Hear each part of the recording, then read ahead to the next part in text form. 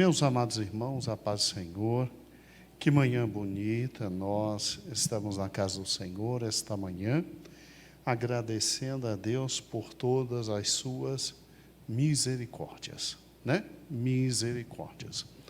Nós nos alegramos e ficamos felizes em poder essa manhã compartilhar a palavra do Senhor com os irmãos. E eu convido os irmãos a nós abrirmos a nossa revista lá na querida página, hoje é o estudo número 4, ele começa na página 18, página 18. Então, pegue sua revista na página 18, vamos fazer uma oração e iniciar os nossos estudos hoje. Amém? Louvado seja o nome do Senhor. Senhor Jesus, muito obrigado pelo momento em que estamos na Tua casa.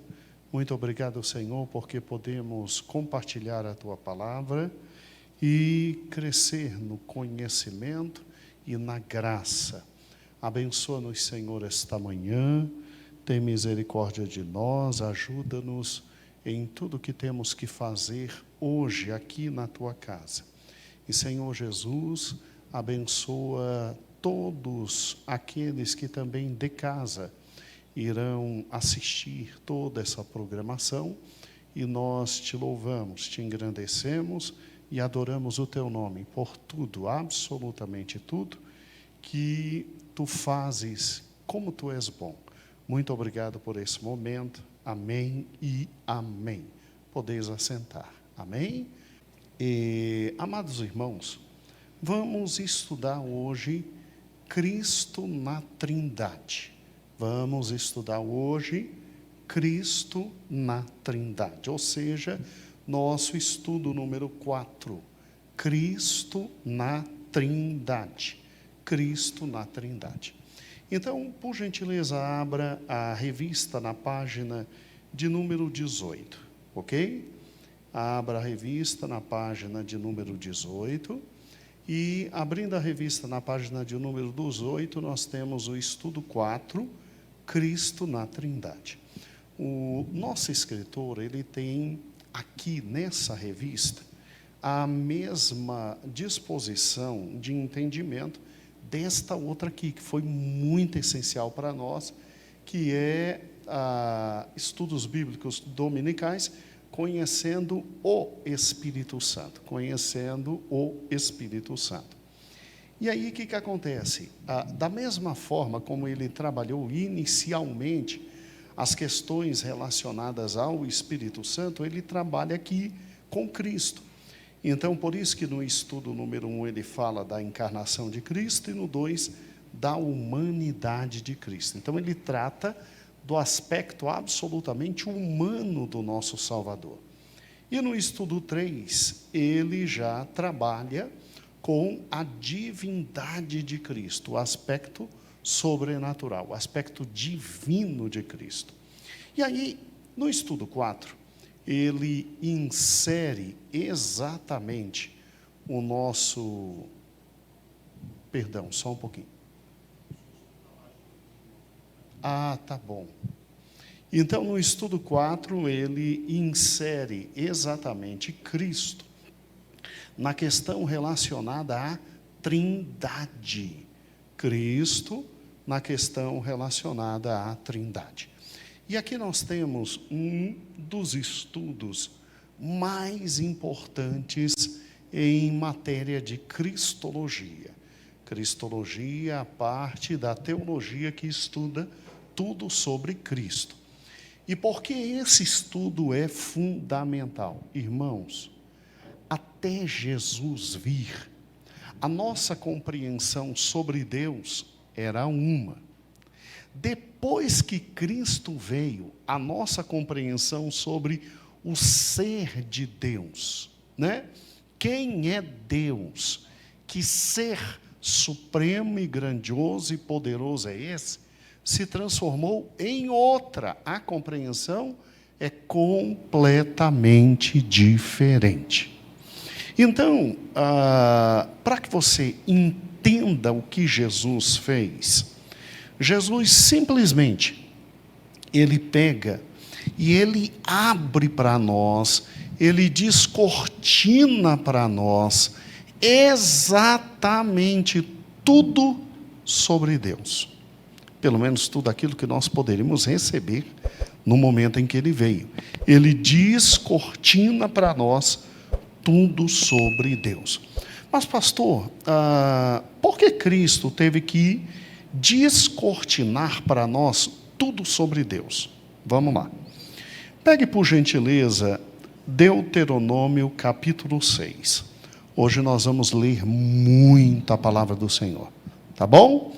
Abra em Deuteronômio capítulo 6.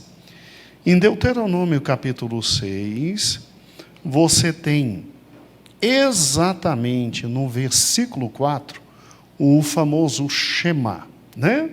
Ou seja, versículo 4, ouve Israel, o Senhor nosso Deus é o único Senhor. Em outras traduções diz, o Senhor nosso Deus é o único Deus. Então, quando você tem uma primeira noção sobre Deus no Velho Testamento, você tem a identidade de um único ser, uma única personalidade e, obviamente, a noção de que todos os demais que se diziam deuses como seres falsos. Tá? Vamos agora, por gentileza, para Isaías 44. Vá comigo para Isaías 44. Ok? Em Isaías 44, versículo de número 6, diz assim, olha que interessante esse ponto. Isaías 44, versículo 6. Assim diz o Senhor, Rei de Israel e seu Redentor, o Senhor dos exércitos. Eu sou o primeiro, eu sou o último, e fora de mim não há Deus. Então, olha que interessante, o versículo 6, de forma muito direta, objetiva, concreta, diz, não há Deus fora de mim. E quem é este ser que é Deus e que diz, não há nenhum outro Deus fora de mim? Ele se chama Senhor. Aqui no original está escrito Iavé. Iavé. O mesmo nome que Deus deu lá em Êxodo.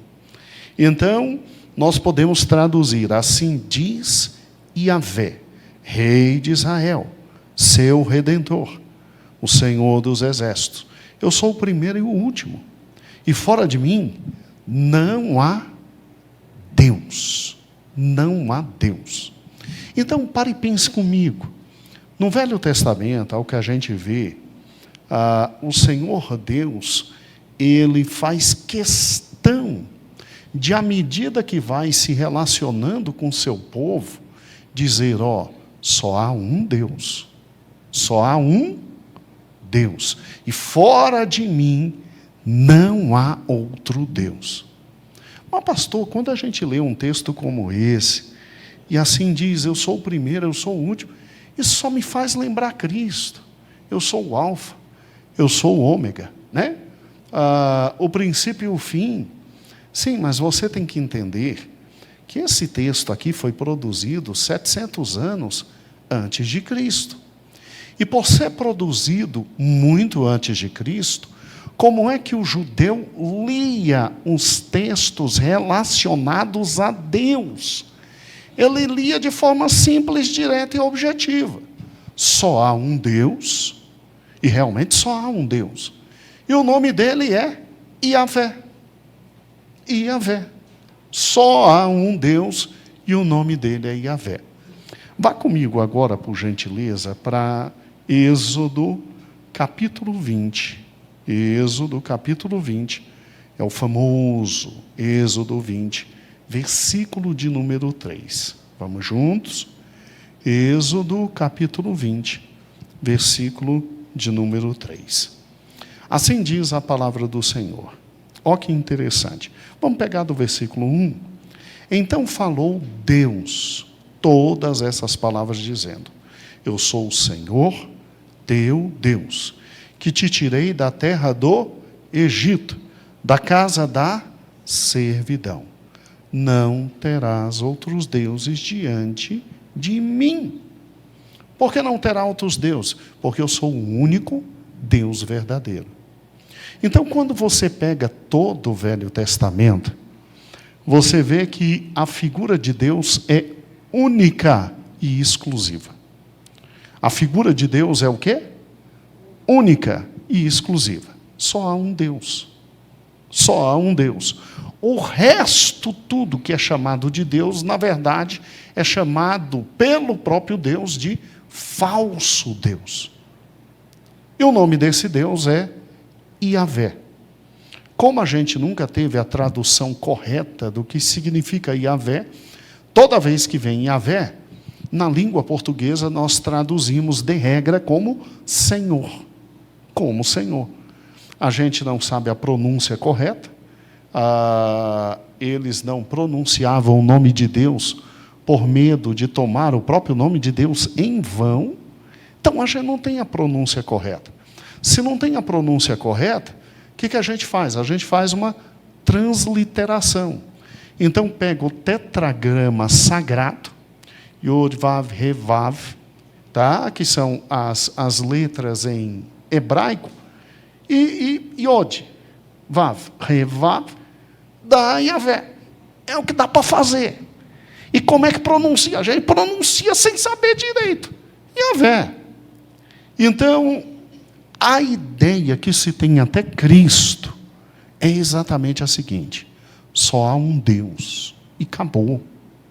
E o nome dele é Iavé.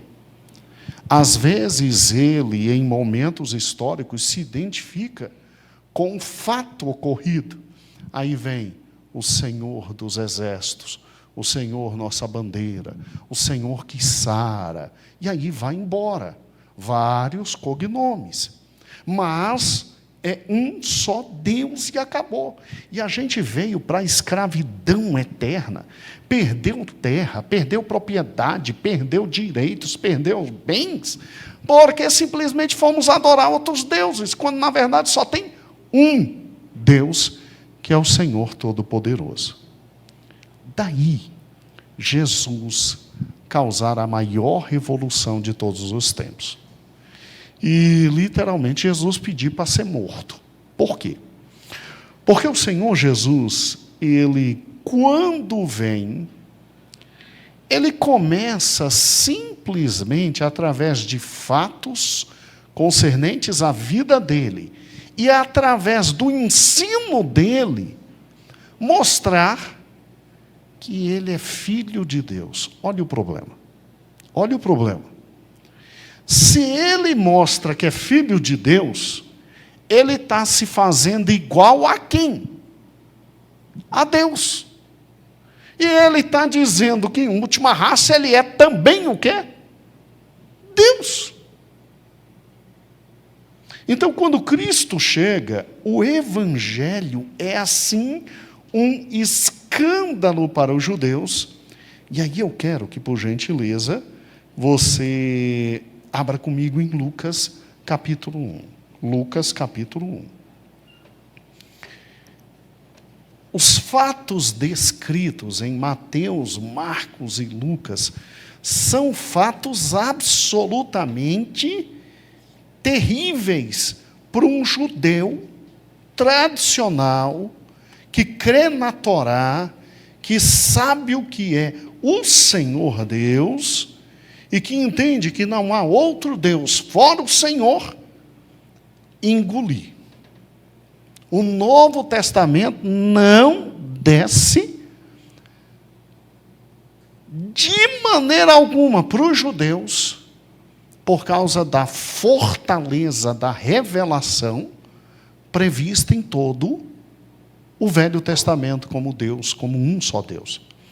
Mas pastor, pelo amor de Deus, Será que esse povo não consegue entender que Deus Pai é Deus, Deus Filho é Deus e Deus Espírito Santo é Deus?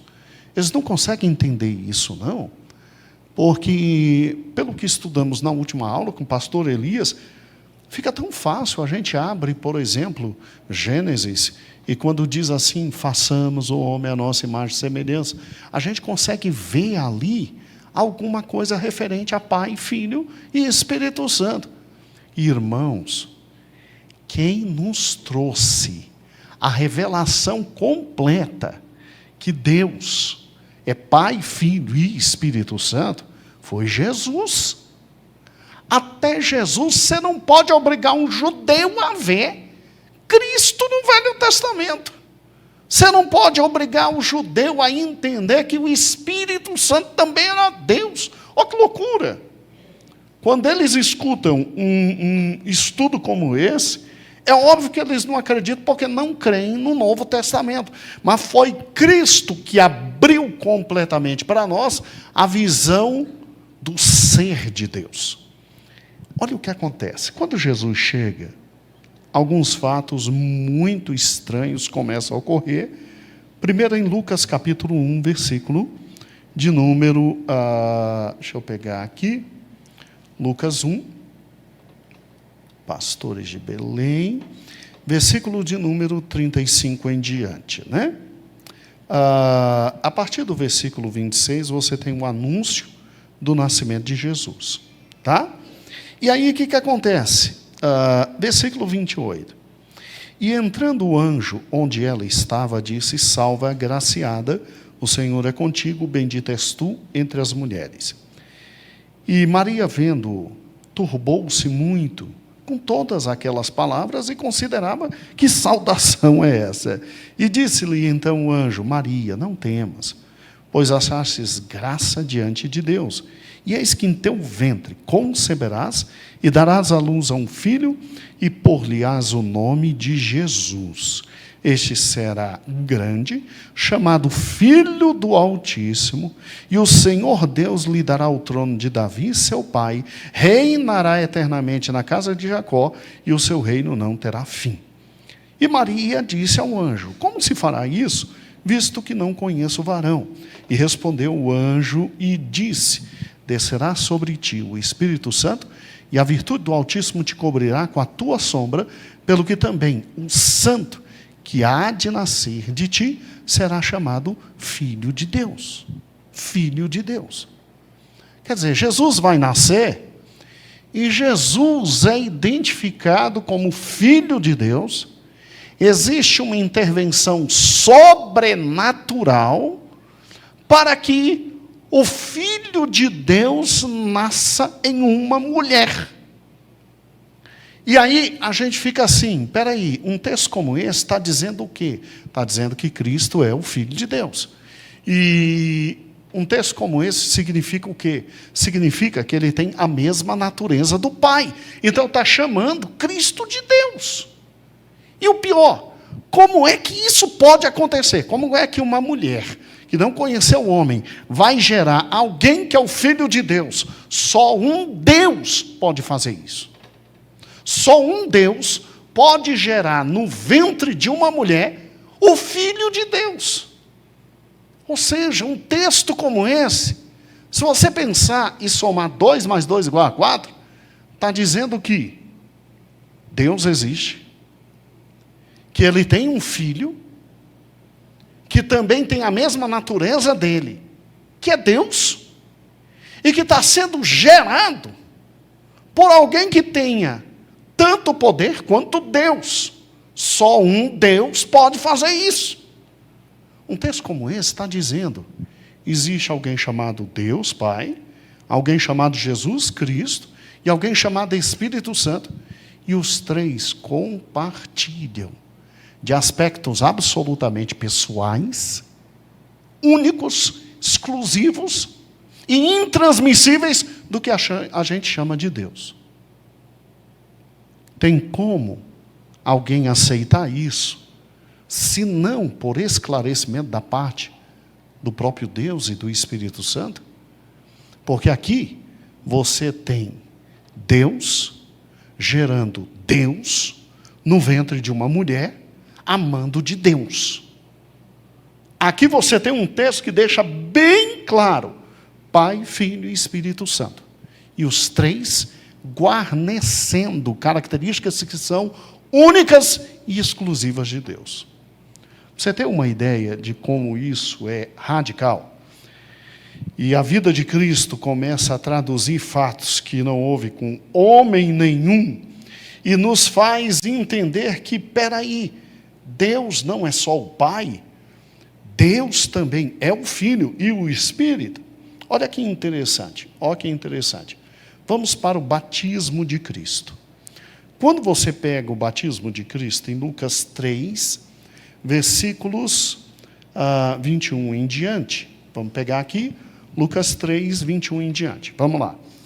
E aconteceu que, como todo o povo se batizava, sendo batizado também Jesus, orando ele, o céu se abriu. O Espírito Santo desceu sobre ele em forma corpórea, como uma pomba. Todo mundo viu isso. Todo mundo viu isso. E olha que esse sinal era para João Batista não ter mais dúvida de que Cristo era Cristo, o Messias. O próprio João disse: Deus me avisou que quando o Messias vier vai acontecer isso. E aconteceu, em primeiro lugar, para João Batista. E aí se ouviu uma voz do céu que dizia: Tu és meu filho amado, em ti tenho prazer.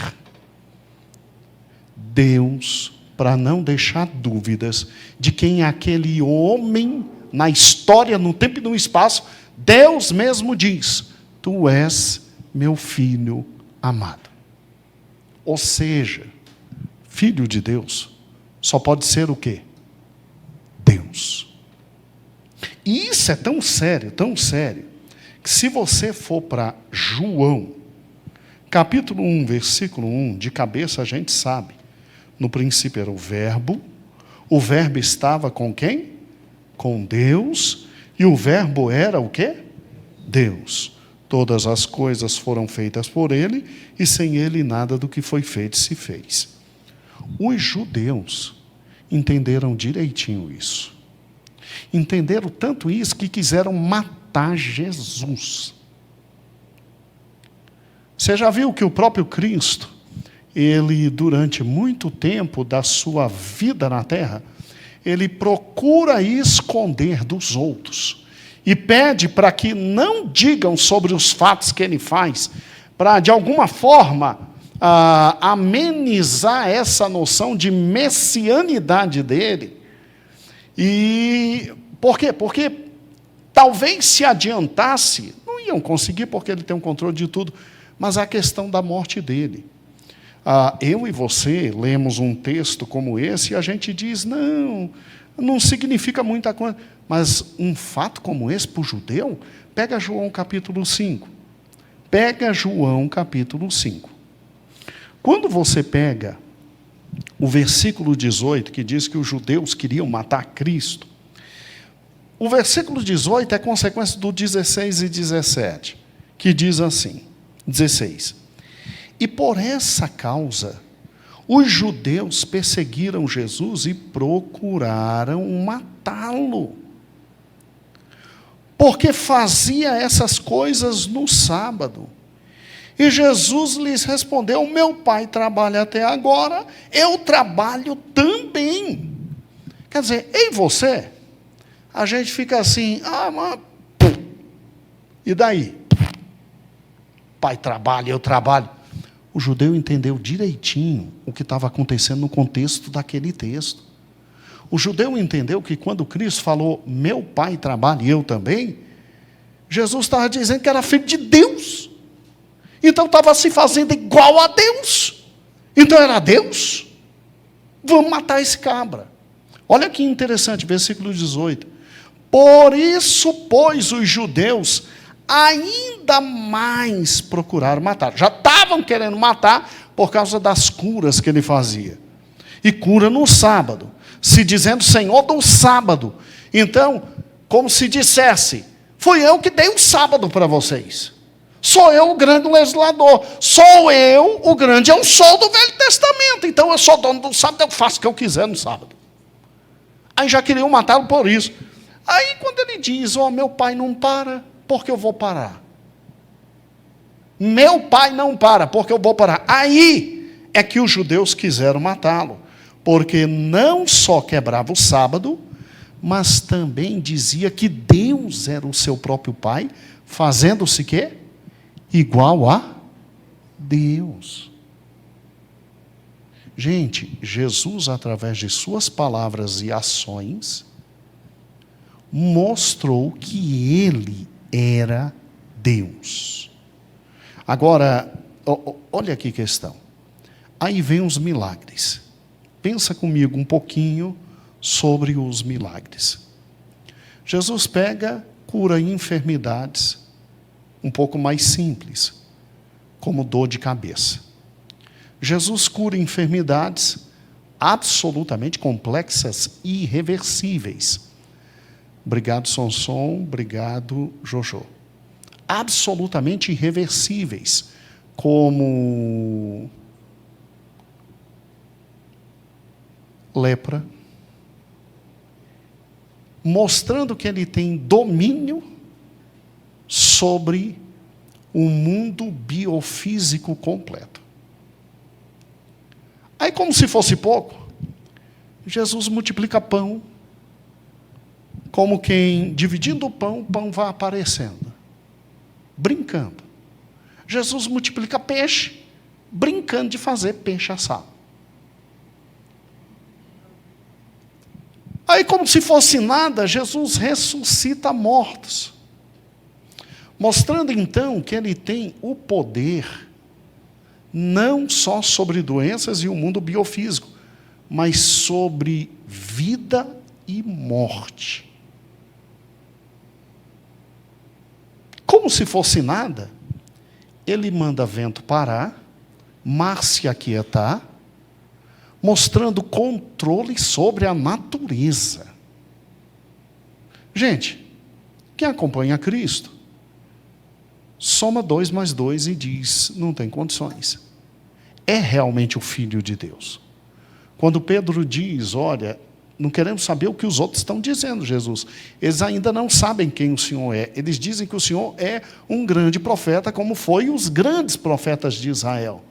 Mas para nós, você é o Messias, você é o Filho de Deus que tinha que vir. Tem uma passagem muito bonita, que alguém chega perto de Cristo e diz, bom mestre. E aí Jesus diz assim, está me chamando de bom? Você sabe o que está fazendo? Você tem juízo? Amigo, só tem um que é bom, que é Deus. Não que Jesus estivesse repreendendo essa pessoa por chamá-lo de bom. Jesus está dizendo, você tem consciência do que está fazendo? Porque só tem um ser que é bom, que é Deus. Está me chamando de Deus? Está entendendo o que está fazendo na coletividade? É por isso que a lição passada foi fundamental para nós. Você tem na lição de número 3 dessa revista, toda a descrição sobre Cristo como Deus. E aí a gente começou a ficar tonto. A gente começou a ficar sem chão. Porque quem é Deus? Jesus deixa claro. Eu um dia vou voltar para o meu Pai, também é vosso Pai, e que é meu Deus. Não é só vosso Deus, é também meu Deus. Aí Jesus chama o Pai dele de Deus. Jesus recebe adoração, Jesus faz o que ninguém faz, Jesus vai além dos profetas. Jesus é reconhecido como Filho de Deus. O próprio Deus Pai faz questão de dizer, ele não sou eu. O próprio Deus Pai fez questão de dizer, não chame Jesus Genésio. Ele não sou eu sou eu. Ele é ele. Então ele é meu filho amado, ouvi a ele. Mas só há um Deus. O próprio Cristo diz que só há um Deus. Quando a gente chega lá no final do Novo Testamento, Tiago, se você crê que só há um Deus, faze bem, porque realmente só há um Deus. Quando você abre 1 Coríntios 8:4, diz de forma muito clara, só há um Deus. Mas pastor, aí a cabeça da gente está começando a explodir. Calma. Você não passou pelo que o judeu do primeiro século passou ao ver Cristo. Como é que tem um só Deus? E como é que o Pai é Deus e agora tem o Filho de Deus? Que é Deus? Então não tem dois deuses? Não. O próprio Cristo diz, eu e o Pai somos um. Não quero politeísmo aqui dentro. Não tem dois deuses. É um Deus só. Meu Deus, então quem é Deus? Yahvé. E quem é Yahvé? Pai e Filho. Pastor, como é que eu vou compreender isso? Calma. Ninguém compreende isso na profundidade, porque são seres limitados, como eu e você, tentando entender ontologicamente o ser dos seres. A gente só consegue entender aquilo que ele deixou. Aquilo que ele deixou. E para facilitar a nossa vida, para ficar tudo tranquilo, aí ele tem que ir embora. Aí quando ele tem que ir embora, ele quebra a gente de uma forma tão fantástica. Você já estava difícil. Ficou muito fácil depois de João 14:16. Porque em João 14:16, você tem ele dizendo, eu tenho que voltar para o Pai, então beleza. Deus Pai é um, Deus Filho é outro. Mas só tem um Deus. Aí eu não estou entendendo mais nada. Calma. Durante 2000 anos, a gente está tentando entender isso. E não se preocupe que o mistério da Trindade, nós vamos compreender completamente no céu. Fica tranquilo.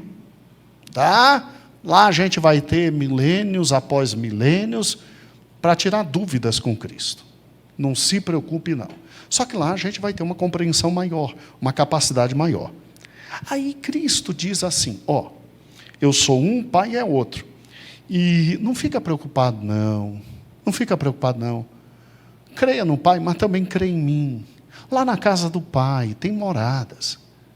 E se não fosse assim, eu teria dito para você, não tem morada, vocês vão ficar na terra, morra vocês. Não, mas eu vou voltar. Eu vou voltar e eu vou levar vocês para onde eu estiver. Então eu vou levar vocês para as moradas preparadas para vocês. Então Jesus está dizendo, o Pai é um, eu sou outro. E na minha ausência, vai ficar com vocês alguém da mesma natureza, do mesmo staff, com o mesmo know-how. O nome dele é Espírito Santo. Ele vai conduzir vocês em toda a verdade.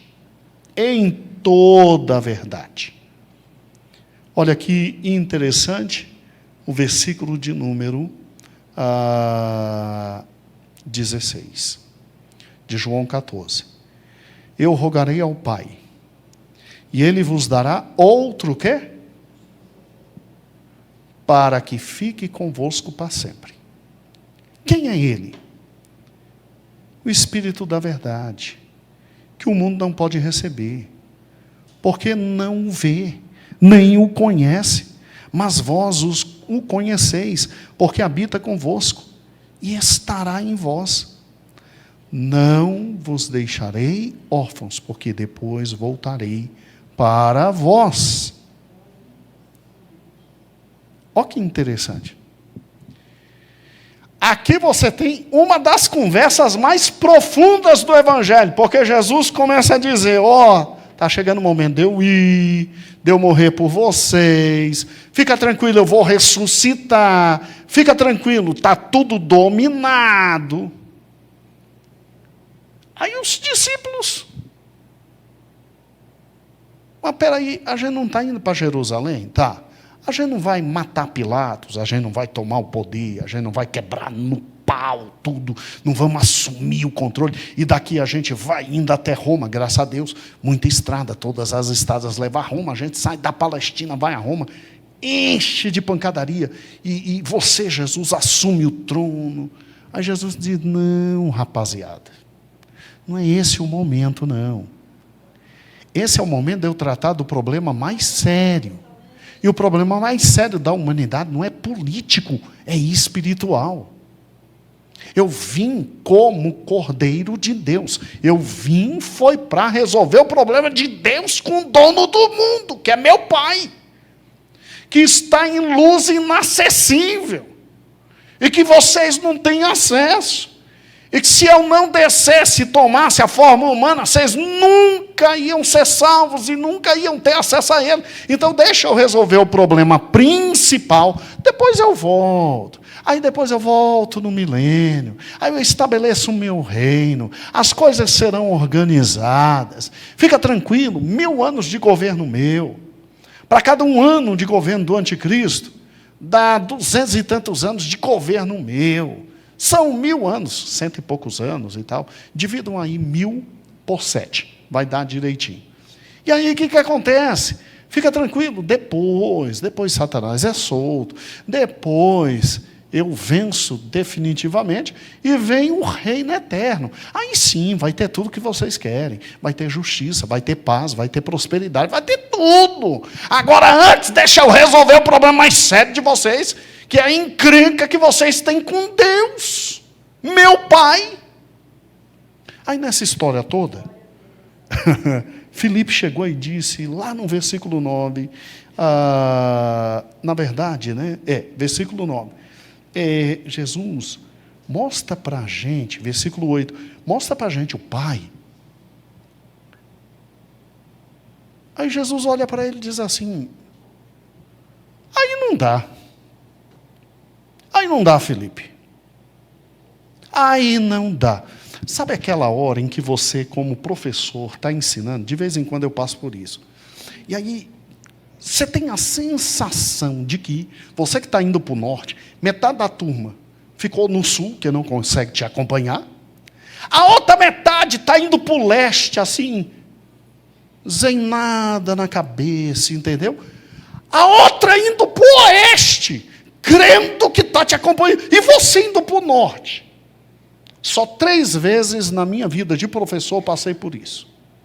Eu tive que olhar para a turma e tive que dizer, gente, presta atenção, acorda, vamos lá fora tomar café, por Deus, não fumem nada, porque era possível o maluco fumar alguma coisa estragada e ainda voltar, aí piorava a aula. E sentem-se aqui, porque eu vou ensinar pela última vez. E aí você ia de novo. É mais ou menos o que está aqui. Cristo pega, bota a mão na cabeça e diz, ai meu Deus, Filipe, como é que você está dizendo que quer ver o Pai? Quem vê a mim, vê o Pai. Gente, vamos ser francos. Eu e você sendo Filipe, é para fechar a boca e dizer, agora eu não estou entendendo mais nada. Porque ele começa, vamos ser francos, ele começa dizendo, vamos defender um pouco Filipe, ele começa dizendo que ele vai voltar para o Pai. Então o Pai está lá em cima e ele está onde? E ele vai voltar para quem? Tá. Então não é diferente? É. Aí, que tem morada, que tem isso, que tem aquilo, que o Pai preparou e vai levar a gente. Aí quando eu peço para ver o Pai, ele diz, mas vendo a mim, você está vendo o Pai. Eu sou a expressa glória do Pai. Irmãos, vamos ser francos. A gente dá glória a Deus, mas é além de qualquer conhecimento. Quer dizer que o Pai e o Filho são diferentes, são, mas vendo o Filho eu vejo o Pai. Por quê? Porque os dois são Deus. E Deus é quem? Pai e Filho. Aí, para complicar, ele me diz que volta para o Pai e que vai mandar o Espírito. E que o Espírito é que ia guiar eles. Agora, olha as características do Espírito. Ele é o Espírito da verdade, o mundo não pode receber, porque não conhece, e ele vai habitar em todos vós. Quem é que é a verdade? Gente, é nesse mesmo capítulo, no versículo 6, que Jesus diz: eu sou a verdade, eu sou o caminho, eu sou a vida. E ninguém vem ao Pai senão por mim. Meu Deus do céu, nós estamos enlouquecendo. Ele é a verdade. Agora ele vai mandar o Espírito da verdade. Então, o Espírito Santo é Espírito de Cristo? Os dois são uma coisa só? Mas Cristo vai estar lá em cima, o Espírito está aqui embaixo com nós. E o Espírito tem as mesmas características que Cristo tem, porque é o Espírito da verdade e Cristo é a verdade. Peraí. E ele vai estar em todo mundo que receber, ao mesmo tempo. Só Deus pode fazer isso. Só Deus pode fazer isso. Aí ele viu que a conversa estava pesadona, que os meninos estavam assim meio perdidos, né? Meio perdidos. Aí ele para um pouco, tem um momento de comida, bebida, de alegria e tal. Aí fala de amor e etc. Aí no capítulo 16 ele volta a falar. Olha o versículo 7. Ele, sabendo que o ambiente estava pesado, difícil, todo mundo angustiado, tendo entendido que ele ia morrer, ia voltar para o Pai, vendo a tristeza deles, que é o versículo 6 diz que o coração deles estava cheio de tristeza, Jesus diz: deixa eu dizer para vocês algo fundamental. Não é que eu não queira ficar, mas é que eu tenho que ir. Convém que eu vá. Convém que eu vá por quê? Porque está tudo determinado por Deus o Pai. Eu tenho que ir. Agora, fica tranquilo, porque se eu não for, aí o Consolador não virá a vós. Mas se eu for, enviar-vos-lo-ei.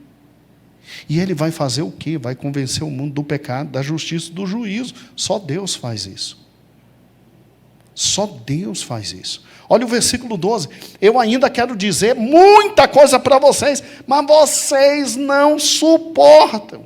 Porque só tentando explicar para vocês quem sou eu, quem é meu Pai, quem é o Espírito que vai ficar no meu lugar, vocês já não estão entendendo muita coisa, já estão perdidos. Eu quero ensinar muito mais para vocês, mas vocês não suportam, mas fica tranquilo. Quando vier aquele Espírito, versículo 15, da verdade, ele vos guiará em toda a verdade, porque ele não fala de si mesmo, mas ele dirá tudo o que tiver ouvido e vos anunciará o que há de vir. E ele me glorificará, porque há de receber do que é meu e vos há de anunciar. Porque tudo quanto o Pai tem é meu, por isso vos disse que há de receber do que é meu e há de anunciar para vocês.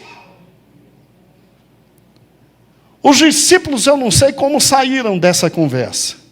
Nós estamos olhando para a palavra de Deus e dizendo misericórdia. Porque, peraí, até Jesus vir, estava tudo tão organizado, tão quadradinho, certinho. Ouve Israel, o Senhor Deus é o único Deus. Acabou, direitinho. Aí depois que ele vem, aí ele diz que é diferente do Pai, e ele diz que também é Deus. Aí ele diz que tem que voltar para o Pai, ao mesmo tempo que ele diz que ele com o Pai são um. Aí é que ele vai mandar o Espírito. E que agora ele diz que o Espírito é dele e que o Espírito é do Pai. Então, os três são um. Mas o Espírito é diferente porque ele está lá em cima e cuidando da gente, o Espírito. Pastor por Cristo. Quem é Deus? Quem é Deus? Irmãos, essa imagem é uma das razoáveis imagens. Jojo, se lembra da imagem? Está lá? Isso. Bota para a gente, Davi, a primeira imagem, para a gente poder entender o resumo do que Cristo fez.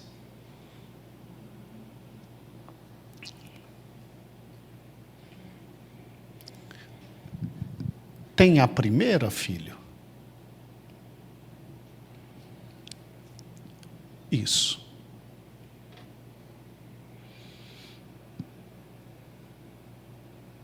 Pai, Filho e Espírito Santo. De vez em quando, o destaque está no Espírito, de vez em quando o destaque está no Pai, de vez em quando o destaque está no Filho. Jesus deixou bem claro para a gente que o Pai é Deus, que o Filho é Deus e que o Espírito Santo é Deus. Mas também ficou claro que o Pai não é o Filho e que o Pai não é o Espírito. Ficou claro que o Filho não é o Pai e o Filho não é o Espírito, e que o Espírito não é o Pai nem o Filho. Meu Deus, pastor. A próxima imagem. Não é o que há de mais perfeito,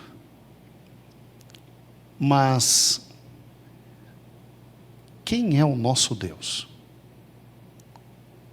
Pai, Filho e Espírito Santo não são Deus? São. Então a gente tem 3 deuses? Não. Nós temos um Deus. Nós não somos politeístas. Só tem um Deus. E quem é o nosso Deus? Pai, Filho e Espírito Santo. Quem é o nosso Deus? Yahvé. Qual o nome de Yahvé? Pai, Filho e Espírito Santo. Espera aí, então a gente tem um Deus e 3 pessoas? Sim. Meu Deus, pastor. Eu estou saindo daqui mais perdido do que segue em tiroteio. Não, não está não.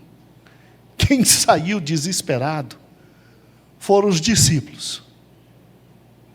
E você não se preocupe por algo extremamente simples, completamente simples.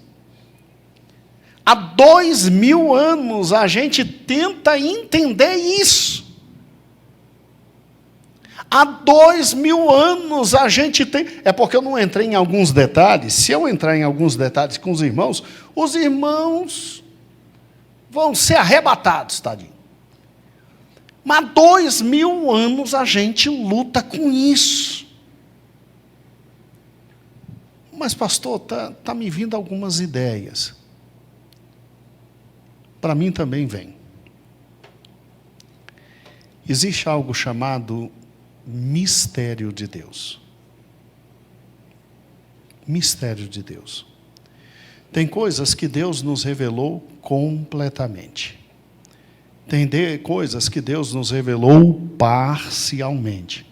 E tem coisas que Deus não nos revelou.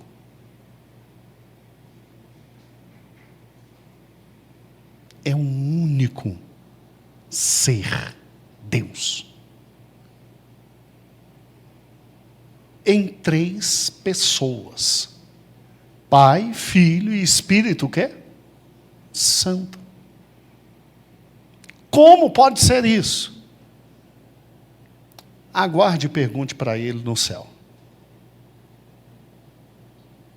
É lógico que a gente, então, entende muita coisa a partir deste momento, e a gente entendeu agora o que Cristo fez. Cristo pegou e para nos trazer a revelação completa de Deus, pelo menos a que dava para a gente entender, ele pegou e abriu o ser de Deus e disse: sei que vocês não vão entender tudo, mas pelo menos uma parte entende. Não são 3 deuses, são 3 pessoas. O Pai é um, o Filho é um, o Espírito Santo é outro. Mas os três são Deus. O Pai sozinho é Deus, o Filho sozinho é Deus, o Espírito Santo sozinho é Deus. E quando a gente pensa em Deus, qual o nome do nosso Deus? Pai, Filho e Espírito Santo. Se um dia perguntarem o nome do teu Deus, é Pai, Filho e Espírito Santo. Pastor, pelo amor de Deus, como é que eu explico isso? Vai ficar com a pulga atrás da orelha, vai estudar. Agora, não cai na loucura de alguns pensamentos incorretos que nós tivemos desde o primeiro século.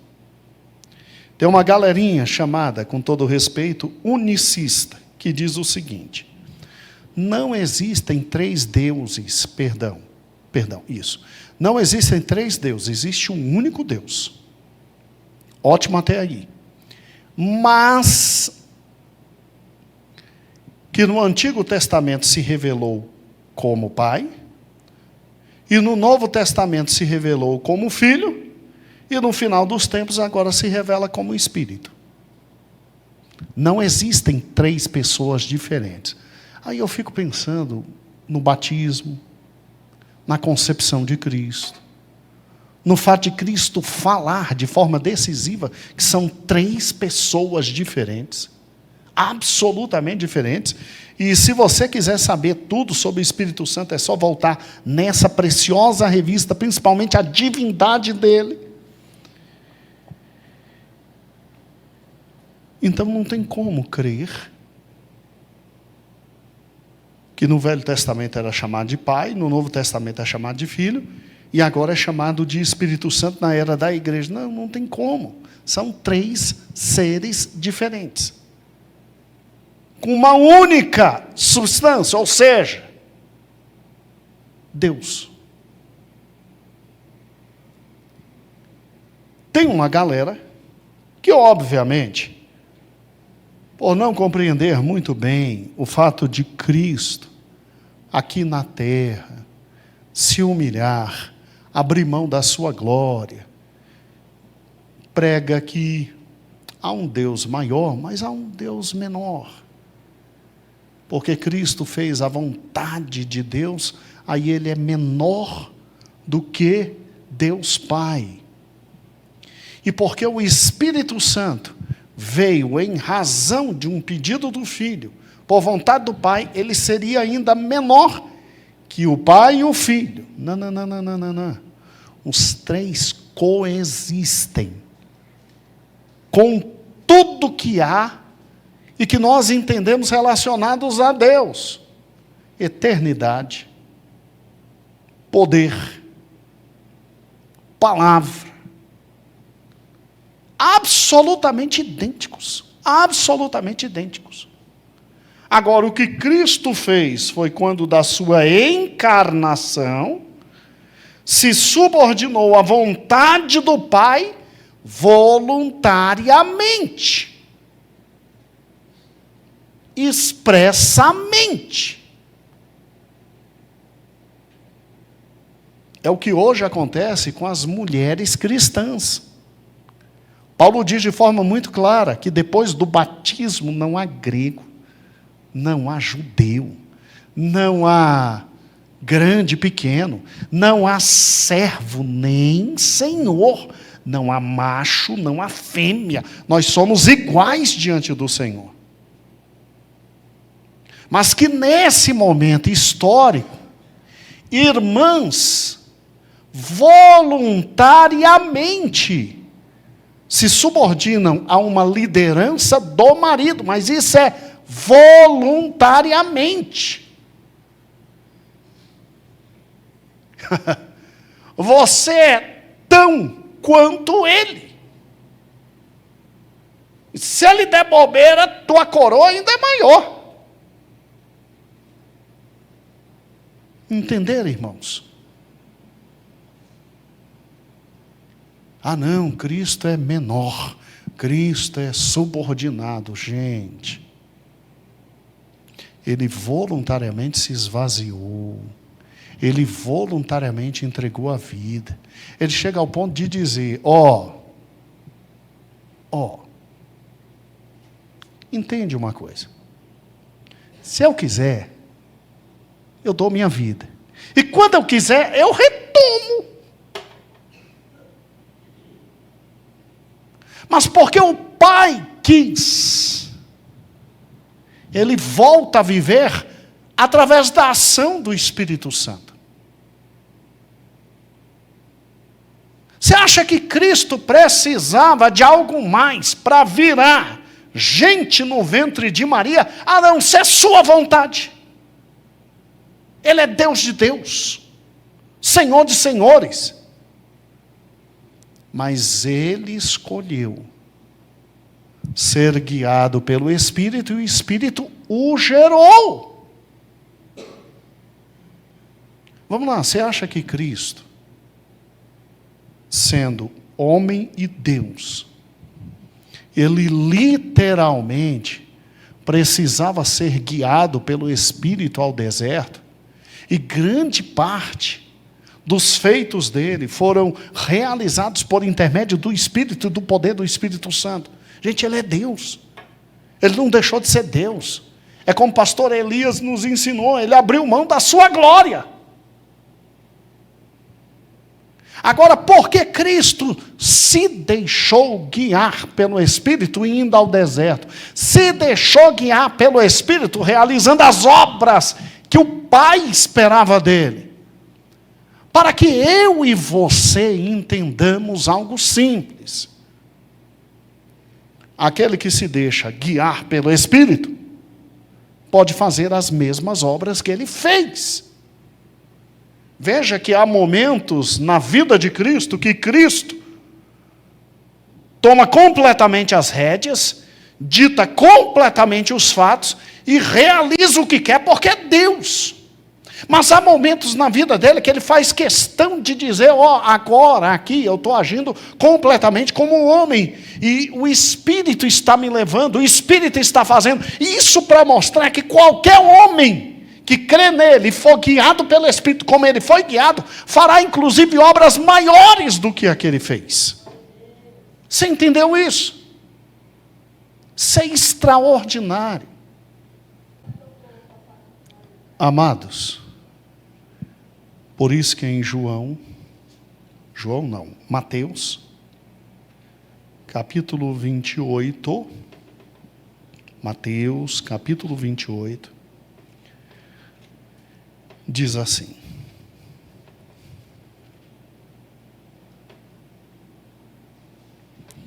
versículo 19, portanto, ide, ensinai todas as nações, batizando em nome do e do Espírito Santo, batizando em nome de Deus. Qual o nome do seu Deus? Pai, Filho e Espírito Santo. O Pai sozinho é Deus? É Deus. Porque é onipotente, onisciente, onipresente. O Filho sozinho é Deus? É Deus, porque é onipotente, onisciente, onipresente, como vimos na aula passada. O Espírito Santo sozinho é Deus? Sim, porque é onipotente, onisciente, onipresente, como vimos na revista passada. Agora, olha o grande mistério da Trindade. Um não caminha sem o outro. Som, um não caminha sem o outro. Cristo tem que nascer, é a vontade do Pai, quem gera é o Espírito. Cristo vai se identificar conosco para nos perdoar de todo pecado. Ele que não tinha pecado foi batizado para se identificar conosco. O Espírito Santo desce sobre ele e o Pai diz: é meu filho, ouvi. Cristo morre, seu sangue é derramado. Olha que lindo.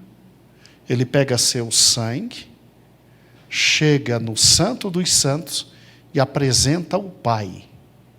E aí o Espírito desce sobre nós e nós passamos a ter a possibilidade de vida espiritual. Esse é o mistério da Trindade. Por isso que Jesus diz assim: Pai, E a oração dele, eu nunca vi uma oração de Cristo não ser respondida pelo Pai. Até mesmo porque ele sabia que aquelas que o Pai não responderia, ele volta atrás correndo, né? Passa de mim o cálice. Tá bom, Pai, dá não, vamos embora. Escute. Jesus diz que eles sejam um, Pai. Como eu e tu somos o quê? Quer dizer, ninguém vai perder a individualidade. Mas a gente abre mão de prerrogativas para viver junto. Tal como filho. Por isso que Paulo diz, tem de vós o mesmo sentimento que houve em Cristo Jesus. Que existindo na forma de Deus, não usurpou ser Deus, mas humilhou-se.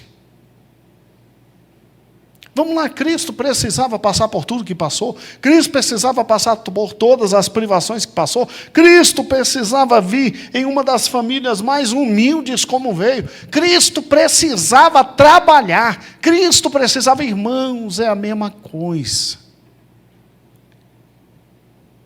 Isso começa dentro de casa, marido e mulher, que diante de Cristo, com o Novo Testamento, são absolutamente idênticos. Mas aí você abre mão de algumas coisas para viver junto. Entendeu? Por amor. Não usurpou ser igual a Deus, mas assim abriu mão mesmo, veio, fez o que tinha que fazer, ora guiava absolutamente sua existência, ora se deixava dirigir pelo Espírito, para que eu e você tivéssemos essa noção, meu Deus, eu também posso ser guiado pelo Espírito. E aí dá para fazer obras maiores do que ele fez. Por isso que nós pentecostais somos continuistas. A gente crê na continuidade dos dons. Porque quem falou isso foi Jesus. E o Espírito Santo não está conosco para sempre. Então o Espírito Santo não foi enterrado com João, o último apóstolo. Ele está com a gente e ele nos guiaria em toda a verdade. E assim como o Espírito guiou Cristo e grandes obras Cristo fez, nós podemos fazer. Mas o Espírito guia também Cristo na questão de absoluta conformação à vontade do Pai. Olha que fantástico isso. Não há subordinação.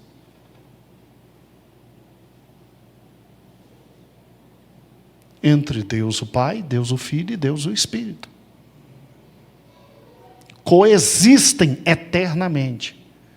Mas por amor e para que a Trindade realize tudo, um vai simplesmente junto com o outro, fazendo todas as coisas.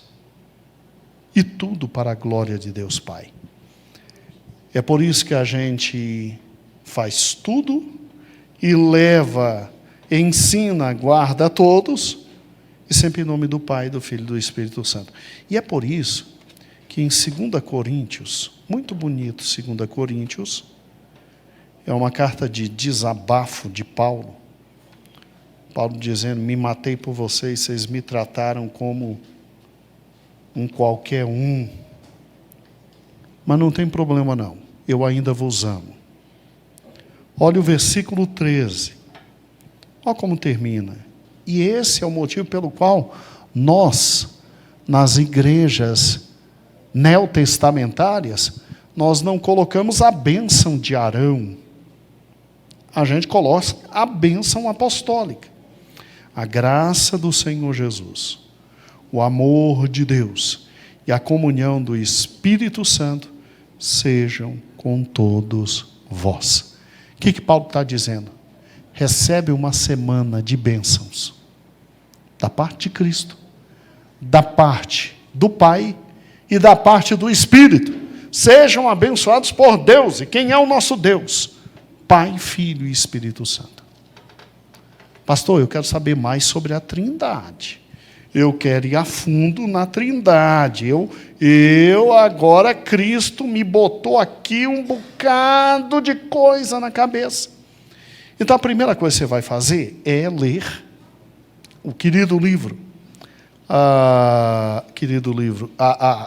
lição escrita pelo nosso amado irmão, nosso amado Renato. A lição agora escrita é a consequência dessa aula. Tá?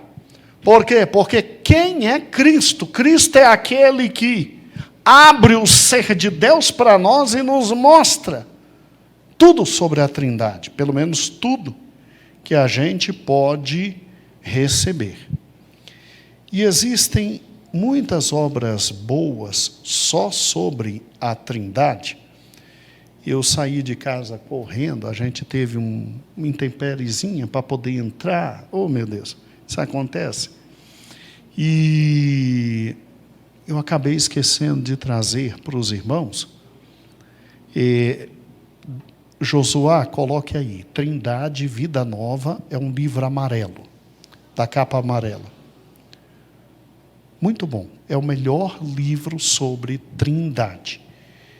Era para estar com ele aqui, mostrar para os irmãos. Perdoe, é da editora Vida Nova. É o melhor livro que tem sobre Trindade, tá? É da capa amarela. É só botar a editora Vida Nova. Isso, é esse aí. Vê se dá para ampliar, filho. Tá bom? Isso é uma obra clássica, irmãos. Clássica. Maravilhoso esse livro. É, de todos os livros sobre a Trindade, o melhor que tem. O melhor que tem. Tá bom? Agora, é um livro profundo, complexo. Temos uma segunda obra que também eu esqueci de trazer, mas está tudo lá em casa. Já li, maravilhoso. É um livro para iniciantes. Livro para iniciantes. É do Pedro Pamplona. É daquela coleção Teologia para Todos, da Thomas Nelson.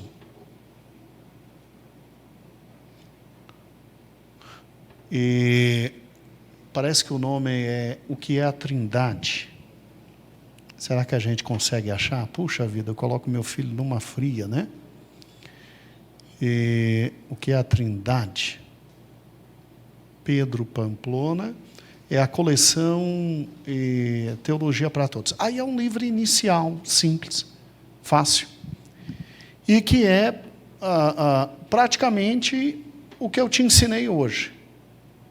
O que eu passei para você hoje, aqui. Tá bom? Mas é um livro bom. Um livro pequenininho, da editora Thomas Nelson. Os meninos vão conseguir achar até o final. Se eu trouxesse era tão fácil, né? Oh, meu Deus. Mas tá bom. Irmãos, Cristo foi único. Pastor, como é que Cristo descortinou tudo isso para a gente? Gente, só quem estava lá em cima e conhece tudo sobre Deus descendo, podia trazer para a gente tudo sobre Deus. Só Ele. Ninguém mais. Então, independente das minhas dúvidas, independente dos meus desejos, independente de eu entender completamente ou não, me subordino àquilo que eu entendi. E quem é Deus? Qual o nome do Deus que nós servimos? Pai, Filho e Espírito Santo. Aí vai me dizer que isso não é loucura, né, para os gregos e assim para os judeus. Isso não é escândalo. É lógico que é escândalo, porque eles tinham tão somente o Velho Testamento.